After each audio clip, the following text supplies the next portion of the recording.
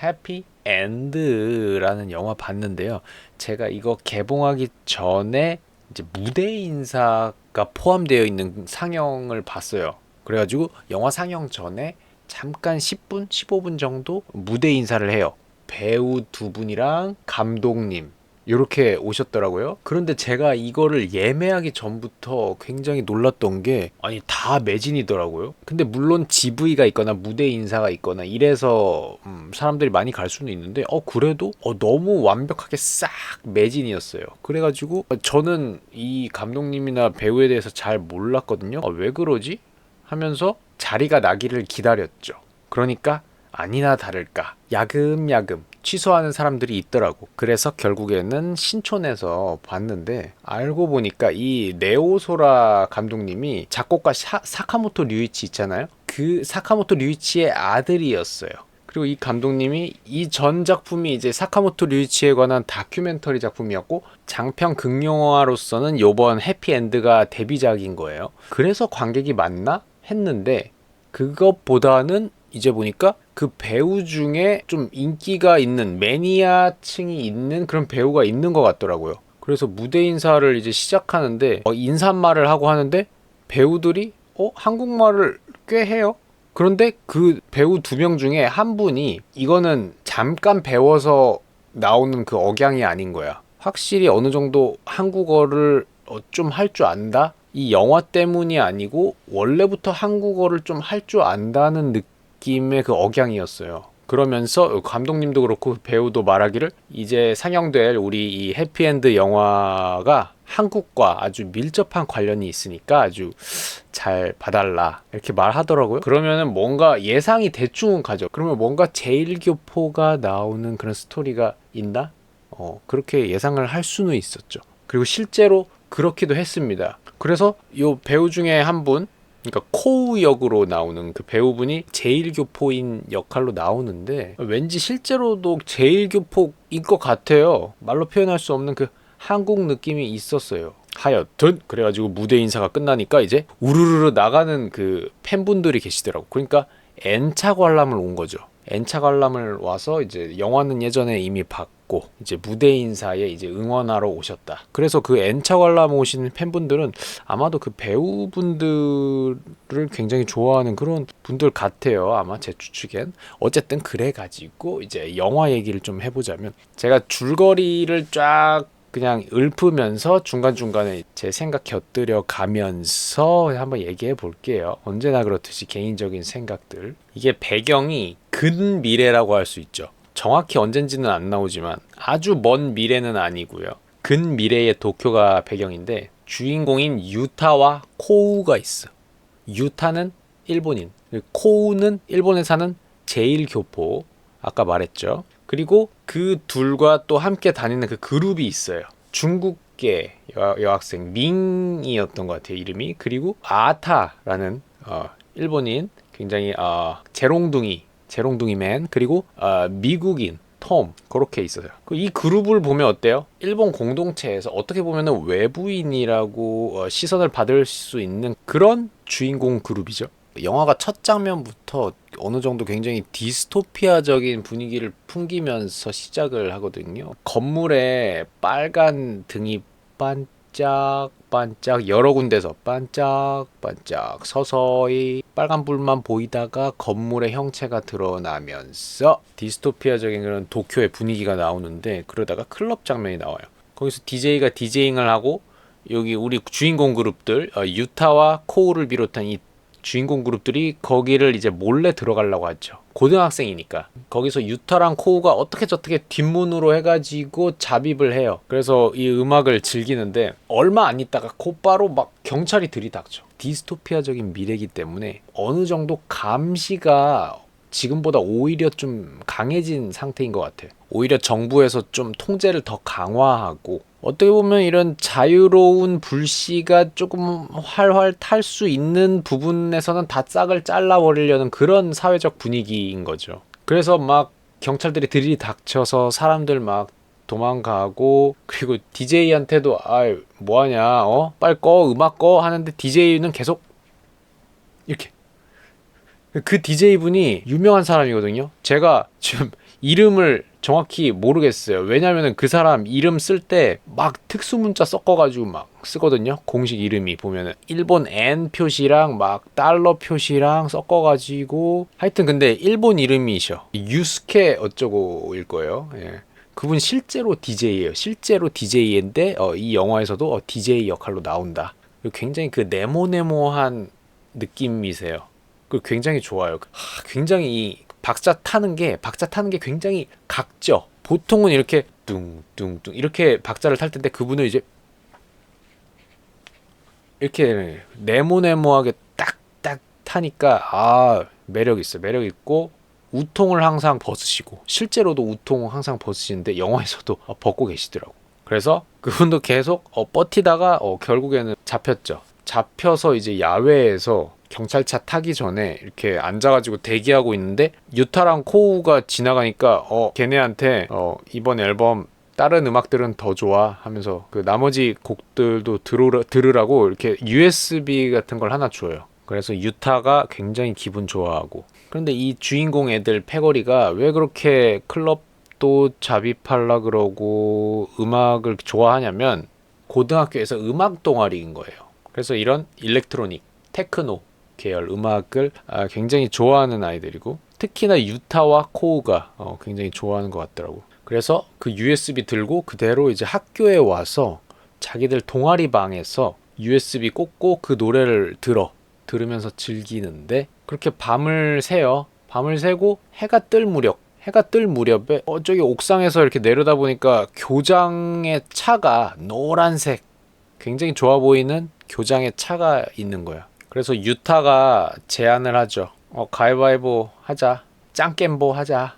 이러면서 가위바위보에서 진 사람이 교장 차를 어떻게 장난을 치는 거야. 그래서 짱겜보 했는데 계속 둘이서 막 같은 거 내고 거의 뭐 둘이 천생연분 수준으로 계속 똑같은 걸 내. 그러다가 결국에는 유타가 이겨요. 그래서 코우가 제일 교포거든요. 걔가 이제 교장 차에 장난을 쳐야 되는 거야. 그래서 그날 아침 학교가 난리가 납니다. 막 전교생들 다 내려와가지고 1층에 와서 막 어떻게 저런, 누가 그런 거야? 누가 그런 거야? 어떻게 된 거야? 어떻게 된 거야? 하면서 보는데 교장 차가 세로로 세워져 버린 거예요. 이렇게 있던 차가 이렇게. 그래가지고 교장이 굉장히 화가 나죠. 교장 아저씨가 또 전형적인 질 나쁜 교장 아저씨, 그 연기를 잘하시거든요. 일단 애들이 그 장난치기 전에 그 교장이 로비 받는 것도 봤어요. 이래저래 구린 게 많고 성격도 해가지고 조금 장난을 치고 싶긴 해. 근데 차를 세우는 건 좀 대단하긴 해요. 그런데 차를 진짜 근데 세운다는 게 이게 쉽지 않잖아요. 그래서 어떻게 세웠나 궁금할 수 있는데, 그 잠깐 이제 옥상에서 교장차를 내려다보는 씬에서 보면은 교장차 옆에 저기 지게차가 하나 있었어요. 지게차. 그거를 같이 이렇게 한 프레임 안에 보여줬었으니까 아마도 지게차로 어떻게 저렇게 세웠다, 이렇게 생각하면 될 것 같습니다. 근데 그렇게 노란 차가 이렇게 세워져 있는 모습이 굉장히 미술 작품 같고 좋았어요. 조각품 같기도 하고 굉장히 상징적인 장면이기도 하죠. 그래서 어쨌든 교장이 굉장히 화가 났을 거 아닙니까?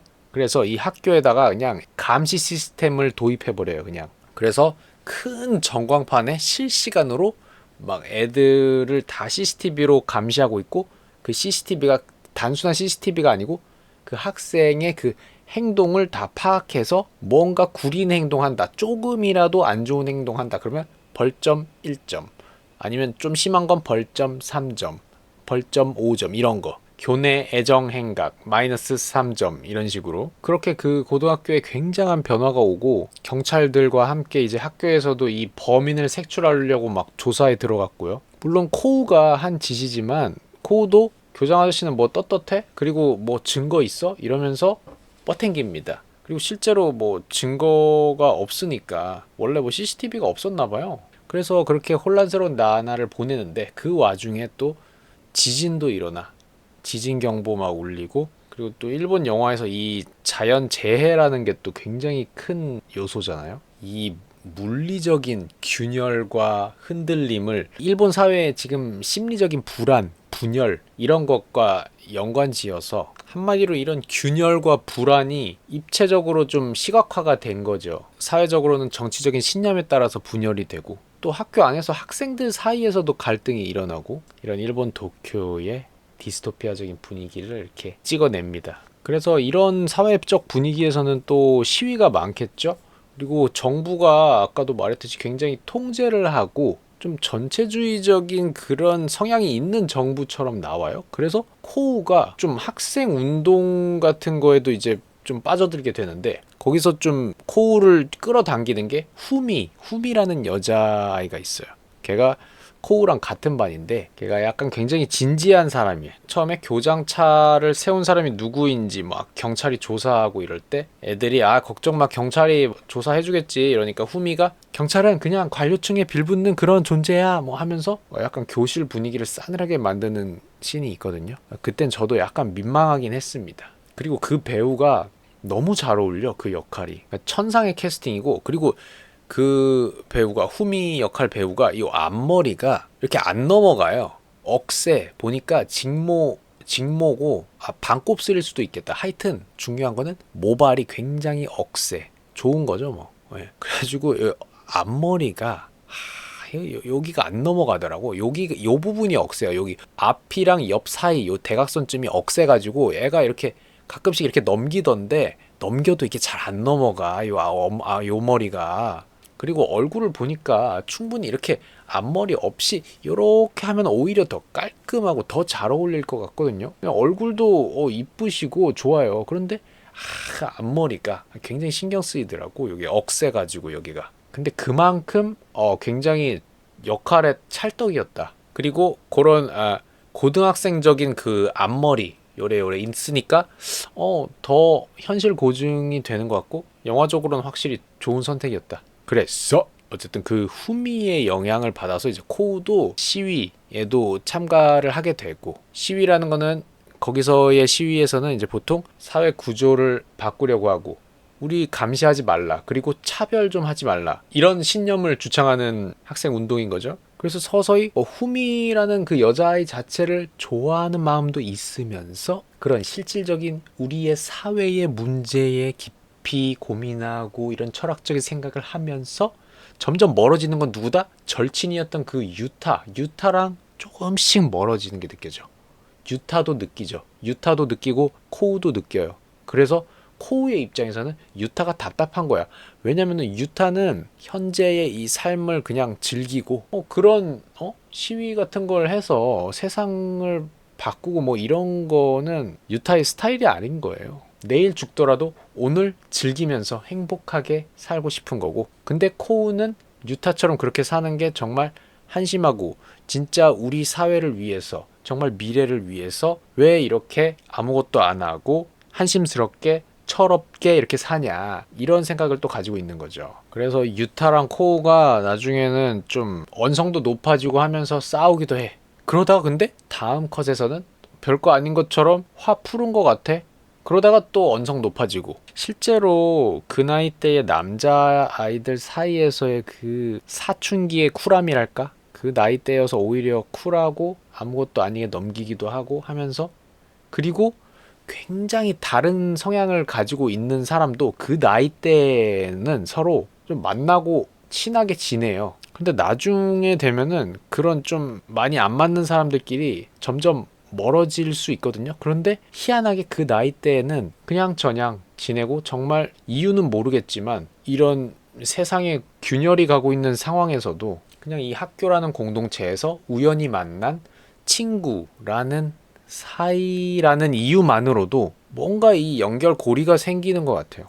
그러니까 마치 가위바위보와도 같은 사이라고 생각하는데 저는 그 가위바위보와 이 친구 사이가 굉장히 닮았다고 저는 느꼈어요. 굉장히 랜덤한데 강한 성격을 띠고 있는 그런 관계 같아요. 그냥이라는 단어가 가장 잘 어울릴 것 같아요. 그냥 가위바위보 그냥 내는 거예요. 그냥 내고 물론 가위바위보 고수들이 있긴 하더라. 가위바위보 짧은 0. 몇 초 시간에 이 손 움직임 봐서 내는 사람이 있긴 하더라. 어쨌든 그 사람 빼고 보통 가위바위보 그냥 내잖아요. 그냥 내. 그리고 그 시기에 그 고등학생쯤의 친구라는 거 그것도 그냥 만나는 거에 가까워요. 저는 그렇게 느끼거든요. 왜냐면은 좀 나이가 점점점 들면서 만나는 어떤 우정, 관계 요런 거랑 조금 달라요. 많이 달라. 고등학교 때는 아직 균열이 일어나기 전이야. 분열이 일어나기 전이라고. 조금 성향이 다른 애들끼리도 그래도 같은 반이 되고 어느 정도 관심사 중에 맞는 게 있으면 요렇게 저렇게 요렇게 저렇게 어울리고 아 얘가 진짜 내 평생의 친구일 수 있겠다라는 생각도 들고 하면서 그냥 얘가 좋고 그냥 만나는 거야. 랜덤하게 가위바위보처럼. 그리고 갑자기 그렇게 가위바위보 해서 진 사람이 교장차 세우고 그런데 이제 고등학교를 졸업하고 시간이 지나면서 점점 분열이 일어납니다. 그 분열이 꼭 나쁘다고 할 수는 없어요. 그쵸? 뭔가가 계속 붙어 있기만 하면은 뭐가 나올 수가 없단 말이에요. 뭐 어떻게 자르든 금이 가든 해서 깨져야 그 안에서 뭐가 나오죠. 그래서 뭐 나중에 고등학교 졸업하고 점점 시간이 흐르면 각자의 성향이 더 확립이 되고 예전에는 좀 나랑 맞는 느낌이 들었던 사람도 점점 좀 만나기 귀찮은데 뭐지 왜 이렇게 이제 만나니까 왜 이렇게 어색하지 이런 사람들이 점점 생겨. 어쨌든 유타랑 코우가 그렇게 조금 사이가 멀어진 상태로 학교 생활을 하는데 그러다가 어떻게 저떻게 졸업식 날이 왔어. 그런데 졸업식 날 전에 이미 그 후미를 비롯한 어떤 차별 금지 모임이 있거든요. 약간 후미가 빡세게 이렇게 이끌긴 했지만 어쨌든 그 외국인 친구들이랑 해가지고 후미가 또 그런 사회적인 문제에 관심이 많기 때문에 이런 식으로 학교 생활 해서는 안 된다. 학교 운영 방식이 이게 말이 안 된다. 이렇게 감시하고 이런 거 없애라. AI 카메라 없애라. 그래서 교장실 안에서 막 농성을 합니다. 계속 버텨. 그러다가 교장이 초밥도 고급 스시도 주문해가지고 이제 애들한테 밥 먹어라 하는데 그것도 안 받아 먹어요. 절대. 후미는 절대 그것도 먹지 마. 다른 애가 먹으려고 하면 먹지 마. 그러면서 그 고급 스시를 쓰레기통에 넣더라고요. 근데 그 스시 너무 맛있게 생겨가지고 그거는 좀 아깝더라. 진짜. 아니 그 초밥 위에 랩을 씌웠는데 랩이 팽팽해요. 거의 투명할 정도로 랩을 굉장히 잘 쌌어. 그러니까 굉장히 비싸니까 랩 싸는 것도 굉장히 기술적으로 잘 쌌더라고요. 그 어쨌든 알 큰 거 그 초밥이랑 아주 생선들도 있고 하여튼 영화 보세요. 보신 분들도 있겠지만 안 보셨으면 영화 꼭 보세요. 그 초밥을 버린다는 게 좀 어쨌든 그걸 또 참아냈기 때문에 또 저는 후미가 대단하다고는 생각은 합니다만 아깝더라고. 그거를 쓰레기통에 버린다는 거는 예. 어쨌든 그렇게 교장실 안에서 그 안에 코우도 있었습니다. 안 나가고 버티면서 그렇게 시위를 하면서 그 아이들이 결국엔 교장의 약속을 받아냅니다. 알았어. 감시 시스템 철회할게. 약속을 받아내요. 그러니까 그렇게 철회하겠다고 말한 게 졸업식 전이고 이제 졸업식 날이 돼서 이제 교장이 단상 위에 올라가서 말하죠. 많은 의견들이 있었다. AI 감시 시스템을 철회하겠으나 조건이 있다. 내 차를 그때 세운 그 범인이 누군지 자수를 하면 내가 감시 시스템을 철회하겠다라고 갑자기 거기 연설에서 조건을 붙여버리는 거야. 그러니까 이제 후미가 또 화났죠. 아니 왜 그런 말 없었잖아. 갑자기 왜 조건을 붙이냐. 그러니까 갑자기 후미한테 또 반대하는 어떤 애가 또 튀어나와. 저는 감시 시스템 필요하다고 생각합니다. 정말 몹쓸 짓을 저지르는 사람도 있고 그런 시스템이 있어야 이 질서가 유지됩니다 라는 주장도 있고 정말로 우리의 사회의 축소판을 보는 것처럼요. 다양한 의견이 있을 수 있죠. 그리고 의견으로 인해서 분열이 되고 균열이 일어나고 있는 그 상황 자체가 보여져요. 그래서 막 학생들끼리 막 싸워. 막 양측의 학생들이 막 엉키고 막 싸우는데 그때 유타 있죠? 일본인 친구 유타가 단상으로 올라가서 사실 제가 그 교장차 세웠습니다. 재미로 그냥 했습니다. 죄송합니다. 이렇게 해. 근데 그렇게 말한 거는 뭐예요? 코우를 구해준 거나 마찬가지죠. 왜냐면은 코우가 교장차를 실제로는 세운 범인이긴 한데 거기서 코우가 자수를 안 하면은 이 감시 시스템을 그대로 유지하고 그렇다고 코우가 자수를 해버리면 사람들이 얼마나 실망이 크겠어요? 차별을 하지 말라고 하고 후미랑 함께 이 학교 시스템에 대한 항의도 하고 했는데 정작 자신이 예전에 그렇게 교장의 차를 세우는 그런 짓을 저지른 사람이다? 쉽사리 코우가 그렇게 자수를 하지 못하던 상황이었는데 거기서 유타가 대신 내가 했습니다. 죄송합니다. 거기서 이제 또 감동 포인트긴 하죠. 그런데 이미 이제 유타 카메라가 유타를 이렇게 비춰주고 있기 때문에 관객들이 어느 정도 예상은 하는데 예상하고 봐도 뭉클하긴 한다. 그 일본 특유의 우정 감동 좋았어요. 그렇게 유타라는 개인이 희생함으로써 이 공동체가 어떠한 자유를 얻게 되는지 그런 예시이기도 하고요.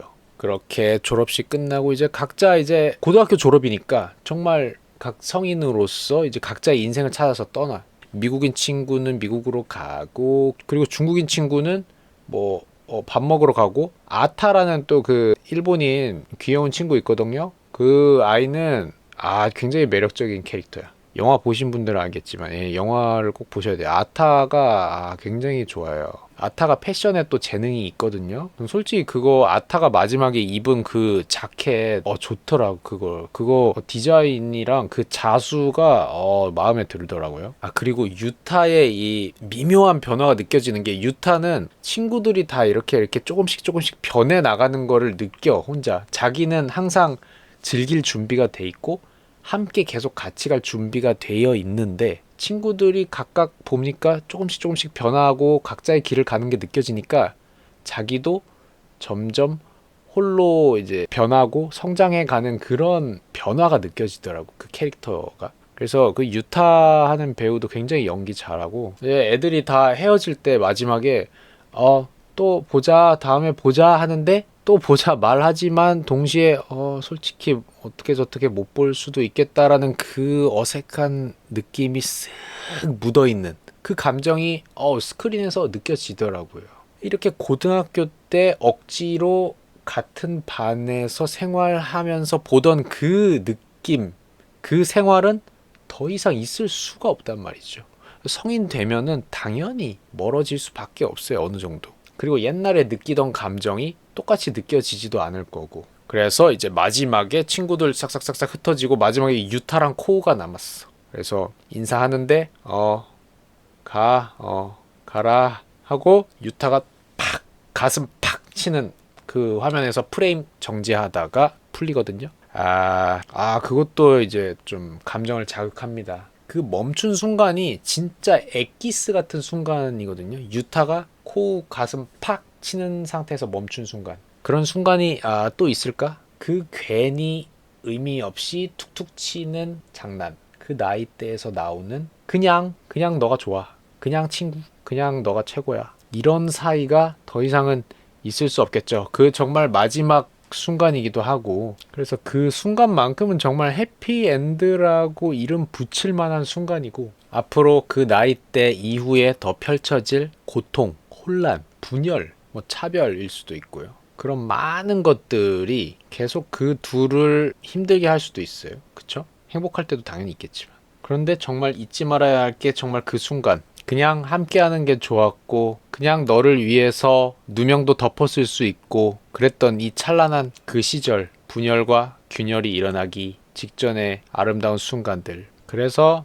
해피엔드라는 제목도 어울리고 그리고 이 세상에서 분열이라는 게 어떻게 보면 자연스럽기도 합니다. 그렇게 친구들이 각자의 길을 떠나고 이런 걸 보면은 세포가 이렇게 합쳐지고 분열하고 이런 것처럼 무언가가 뭉쳐있다가 분열되는 것도 다음 단계로 나아가는 챕터가 이제 또 시작되는 거기도 하니까요. 우리 사회에서도 언제나 분열, 갈등이 있고 항상 그렇잖아요. 이런 게 또 새로운 챕터를 위한 걸 수도 있고 그리고 네오소라 감독님은 영화 보기 전에 그러더라고. 예전에 알고 지냈던 그런 오래된 친구한테 오랜만에 한번 연락해봤으면 좋겠다 여러분 이런 말씀을 하시던데 다 보고 나니까 그 말도 많이 와 닿았고요. 왜냐면 그 시절 그 순간에서만 느낄 수 있었던 그 감정이 있거든요. 근데 그거를 지금으로 이렇게 끌고 들어올 수는 없어. 그건 굉장히 힘들죠. 거의 불가능해. 근데 그게 작은 우리가 살아가는데 원동력 중에 하나가 되기도 하죠. 그런 기억들이. 그래서 굉장히 재밌게 봤고 정말 좋았습니다. 저는 이거 왠지 관객도 많이 들 것 같은데 크게 개봉할런지 모르겠네요. 하여튼 저는 굉장히 좋았어요. 그럼 2만, 3만, 4만, 5만.